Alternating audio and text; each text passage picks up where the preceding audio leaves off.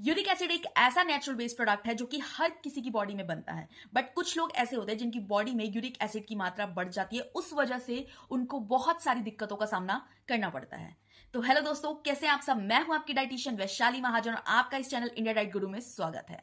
आज हम बात करने वाले एक बहुत ही इंपॉर्टेंट टॉपिक के बारे में, यानी कि यूरिक एसिड की प्रॉब्लम के बारे में, कि यूरिक एसिड क्या होता है, क्यों हो जाता है, कैसे बनता है, किन किन फूड्स को हमें अवॉइड करना चाहिए, कौन कौन से फूड्स ऐसे हैं जो हम खा सकते हैं यूरिक एसिड की प्रॉब्लम में, जिससे कि यूरिक एसिड जो है वो कम बनेगा और हमारी बॉडी में से यूरिक एसिड की प्रॉब्लम दूर हो जाएगी।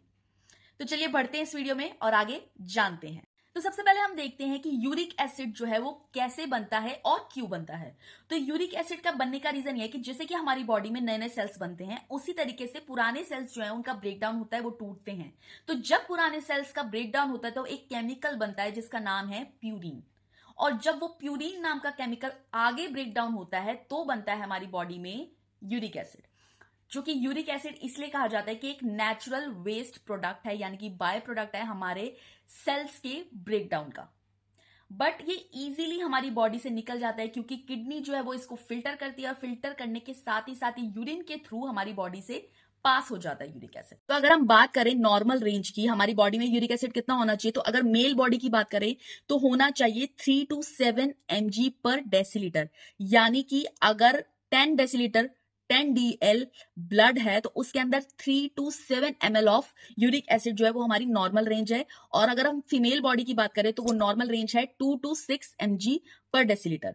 यूरिक एसिड कैसे बनता है वो हमें पता चल गया, क्योंकि वो हर किसी की बॉडी में बनेगा और डेली बनेगा, क्योंकि नए सेल्स भी बनेंगे और पुराने सेल्स जो है वो ब्रेकडाउन होना ही होना है। बट कुछ लोगों में जो यूरिक एसिड बढ़ जाता है उसके दो ही रीजन हो सकते हैं। एक रीजन ये कि किडनी जो है वो अपना सही से काम नहीं कर रही है। किडनी का काम है कि यूरिक एसिड को या जो भी हमारे वेस्ट प्रोडक्ट्स हैं उनको फिल्टर करके हमारी बॉडी से फ्लश आउट करेगा और वो यूरिन के थ्रू पास हो जाएगा। अगर यूरिन के थ्रू पास नहीं हो रहा है, इसका मतलब है कि किडनी सही से अपना काम नहीं कर पा रही है, हमारी बॉडी से वो फ्लश आउट नहीं हो पा रहा है यूरिक एसिड। दूसरा रीजन ये हो सकता है कि हमारी बॉडी में जरूरत से ज्यादा ही यूरिक एसिड बन रहा है, जो कि हमारी बॉडी से पास ही नहीं हो पा रहा है। मतलब नेचुरली तो वो बनेगा ही बनेगा, बट उसके अलावा भी यूरिक एसिड एक्स्ट्रा बन रहा है हमारी बॉडी में। तो उसके क्या क्या रीजंस हैं वो हम देखते हैं। तो पहला रीजन तो है ये, सबसे पहले अगर हम बात करें तो यूरिक एसिड की जो प्रॉब्लम है वो एक लाइफस्टाइल डिसऑर्डर है। ये एक वेस्टर्न साइड से आई हुई एक प्रॉब्लम है जो कि इंडिया में बढ़ती जा रही है। इसका सबसे बड़ा रीजन ये है कि हमारा जो डाइट है, हमारा जो लाइफस्टाइल है वो इतना चेंज हो चुका है। सबसे ज्यादा हम पैकेज फूड्स खाने लग गए हैं, फ्राइड फूड्स खाने लग गए हैं, शुगरी ड्रिंक्स जो है हमारी डाइट में ऐड हो चुकी है, जिसकी वजह से यूरिक एसिड जो है वो हमारी बॉडी में ज्यादा बनने लग गया है। तो हमें सबसे पहले अब देखना चाहिए कि हम ऐसी क्या क्या चीजें फॉलो करें जिससे हमारी बॉडी में यूरिक एसिड कम बने और हम उसको आगे बनने ना। एक्सेस अमाउंट में अगर यूरिक एसिड हमारी बॉडी में प्रेजेंट होगा तो बहुत सारी प्रॉब्लम्स और भी हो सकते हैं, जैसे कि ब्लड प्रेशर भी बढ़ सकता है, डायबिटीज हो सकती है, और ज्यादा ही एक्सेस अमाउंट में होगा तो हो सकता है गाउट की प्रॉब्लम हो जाए। गाउट जो है वो है एक पेनफुल आर्थराइटिस। इट मीन्स कि इसके अंदर जो हमारी बॉडी है उसके जितने भी जॉइंट्स हैं, जैसे नी में और हमारे एल्बो एरिया में, हमारे ये रिस्ट एरिया में, ये टो एरिया में बहुत ज्यादा इन्फ्लेमेशन, सारनेस और रेडनेस, पेन, ऐसी ऐसी प्रॉब्लम्स जो है हमें देखने को मिलती है। ये जो प्रॉब्लम है वो स्टार्ट होती है हमारी टो एरिया से और बढ़ते बढ़ते बढ़ते बढ़ते ये जॉइंट्स तक पहुंच जाती है।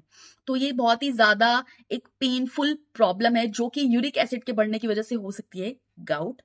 और दूसरा प्रॉब्लम हो सकती है किडनी स्टोन्स की प्रॉब्लम हो सकती है, अगर यूरिक एसिड के क्रिस्टल्स जो है वो बॉडी में डिपॉजिट होना अगर स्टार्ट हो जाते हैं, क्योंकि अगर एक्सेस अमाउंट में यूरिक एसिड होगा तो उसके जो क्रिस्टल्स हैं वो हमारी बॉडी में डिपॉजिट्स होना स्टार्ट हो जाएंगे, कहीं ना कहीं वो डिपॉजिट होना स्टार्ट हो जाएंगे। जैसे जॉइंट्स में, अगर जॉइंट में डिपॉजिट हो रहे हैं तो वहां पे जॉइंट में पेन होना स्टार्ट हो जाता है।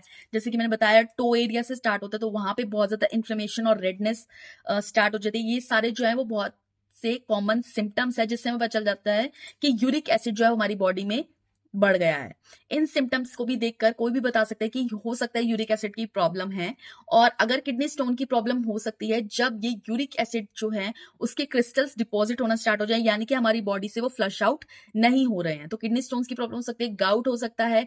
और अगर ये हार्ट में डिपॉजिट हो गए तो हार्ट से रिलेटेड भी कोई डिसीज हो सकती है। सबसे पहले हम बात करेंगे कौन कौन से ऐसे फूड्स हैं जिससे कि हम यूरिक एसिड जो है वो बढ़ जाता है, हमें अवॉइड करने चाहिए। हमें यूरिक एसिड की कंडीशन में उस टाइम कुछ टाइम के लिए हम इसको अवॉइड करना चाहिए। तो ऐसे कौन से फूड्स हैं जो हमें अवॉइड करने चाहिए, हमें इस कंडीशन में नहीं लेने चाहिए, नहीं खाने चाहिए, ताकि हमारी जो नॉर्मल रेंज में हमारे यूरिक एसिड लेवल्स आ जाए। तो सबसे पहला है रेड मीट। रेड मीट को हमें अवॉइड करना चाहिए क्योंकि इसके अंदर बहुत ही हाई अमाउंट में प्योरीन्स होते हैं, और वो प्योरीन्स जो है वो अल्टीमेटली हमारी बॉडी में जब हम इस रेड मीट को कंज्यूम करेंगे तो वो हमारा यूरिक एसिड में कन्वर्ट होगा और हमारी बॉडी में एक्सेस अमाउंट में यूरिक एसिड प्रोड्यूस होगा।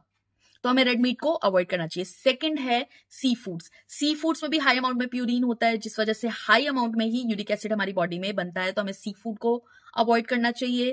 थर्ड है अल्कोहलिक ड्रिंक्स। अल्कोहलिक्स जो है वो डबल नुकसान करती हैं क्योंकि इंक्रीज भी कर रही है प्रोडक्शन और उसको एक्सक्रीट करने से भी रोकती हैं। तो अल्कोहलिक ड्रिंक्स जो है उसको भी अवॉइड करना चाहिए। जो शुगरी ड्रिंक्स होती हैं, जो हमारी ये जो नॉन अल्कोहलिक बेवरेजेस होती हैं, वो भी बहुत नुकसान करती हैं क्योंकि इसके अंदर होता है फ्रक्टोज, और जो फ्रक्टोज है वो क्या करता है, हमारी बॉडी में यूरिक एसिड को ज्यादा प्रोड्यूस करता है, तो उसको भी हमें इस कंडीशन में अवॉइड करना चाहिए।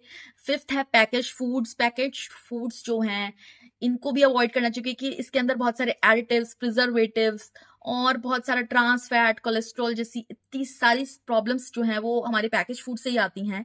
तो जब इतनी सारी चीजें जो इसमें इतनी डली होती हैं, इन सब चीजों को भी हमें अवॉइड करना चाहिए क्योंकि हो सकता है ये हमारी बॉडी में प्यूरिन कंटेंट बढ़ाए। प्यूरिन कंटेंट जो बढ़ेगा वो हमारा यूरिक एसिड ही अल्टीमेटली बढ़ेगा। तो बेटर है हमें पैकेज फूड, शुगरी ड्रिंक्स, इन सबको अवॉइड करना चाहिए। रेड मीट को अवॉइड करना चाहिए, सी फूड्स को अवॉइड करना चाहिए, अल्कोहलिक ड्रिंक्स को अवॉइड करना चाहिए, नॉन अल्कोहलिक ड्रिंक्स को अवॉइड करना चाहिए, और साथ ही साथ जो नेक्स्ट है वो है स्मोकिंग। स्मोकिंग जो है वो भी इसमें अवॉइड करना चाहिए।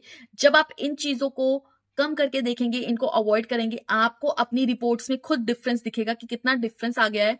आपके जो यूरिक एसिड इतना ज्यादा हाई अमाउंट में हो गया था वो कम होता जा रहा है। नेक्स्ट अब हम देखेंगे कि कौन से ऐसे फूड्स हैं जो हमें खाने चाहिए जिससे यूरिक एसिड की प्रॉब्लम कम हो सकती है, हमारा जो यूरिक एसिड है वो नॉर्मल रेंज में आ सकता है। तो सबसे पहला और सबसे जो बेनिफिशियल है वो है वाटर। बिल्कुल सही सुना आपने। सबसे पहला जो फूड कह लो आप या कोई ऐसा पहला स्टेप कह लो वो है वाटर। वाटर इनटेक को आपको बढ़ाना पड़ेगा। जब आप वाटर इनटेक को बढ़ाएंगे तो आपके जो बॉडी के अंदर, जैसे बोलते हैं ना, वो कचरा जैसे निकलता है, पानी को मारो तो कचरा जैसे निकल जाता है ना, उसी तरीके से हमारी बॉडी का भी हिसाब किताब है। जब हम अपनी बॉडी में एक्सेस अमाउंट में वाटर इनटेक करेंगे या पानी का इनटेक जो है वो अच्छे अमाउंट में लेंगे तो उससे क्या होगा, जहां जहां भी हमारे यूरिक एसिड के क्रिस्टल्स हैं जो डिपॉजिट हो गए हैं वो निकलना स्टार्ट होंगे और यूरिन के थ्रू किडनी जो है वो सही से काम करना स्टार्ट कर देगी क्योंकि किडनी के अंदर जो भी फंसा हुआ जो भी था वो भी निकल जाएगा। डिपॉजिट्स जो भी हो गए थे क्रिस्टल्स वो निकलना स्टार्ट होंगे और यूरिन के थ्रू हमारे जो ये क्रिस्टल्स है वो पास आउट हो जाएंगे और हमारी किडनी जो है उसका फंक्शन भी प्रॉपरली स्टार्ट हो जाएगा जब हम वाटर इनटेक अपना अच्छा रखना स्टार्ट करेंगे। एटलीस्ट 3 to 4 लीटर्स तो आपको डेली पीना ही पीना चाहिए। बहुत आसान तरीका है, जब आप सुबह उठें, उठते ही अपने साइड में आप पानी की बोतल रखें। पानी उठते ही आप 1 से 2 ग्लास पानी आप तभी पी लें। उसके बाद जब खाना खाने के बाद 1 घंटे बाद आप पानी पी सकते हैं। लंच से आधे घंटे पहले पानी पी सकते हैं। 1 लीटर पानी आप उसी दौरान पी सकते हैं। फिर लंच के 1 घंटे बाद और शाम के इवनिंग टाइम से, इवनिंग स्नैक के टाइम से आधे घंटे पहले के बीच में आप 1 लीटर पानी पी सकते हैं। तो आप 2-3 लीटर तो आसानी से पी सकते हैं और आपको पीना चाहिए। इस कंडीशन में पानी पीना जो है वो सबसे ज्यादा फायदेमंद है क्योंकि क्रिस्टल्स को, डिपॉजिट जो क्रिस्टल्स है उनको निकालने में बहुत ही हेल्पफुल है। सेकंड जो है वो है हमारे क्यूकम्बर। क्यूकम्बर जो है वो भी बहुत बेनिफिट देते हैं इस कंडीशन में क्योंकि इसके अंदर होते हैं एंटीऑक्सीडेंट जो कि यूरिक एसिड को बनने से रोकते हैं। कम प्रोड्यूस होता है यूरिक एसिड और जो बने भी होते हैं वो भी इजीली हमारे निकलना स्टार्ट हो जाता है, फ्लश आउट होने के चांसेस बढ़ जाते हैं। और थर्ड मोस्ट इंपॉर्टेंट है लेमन।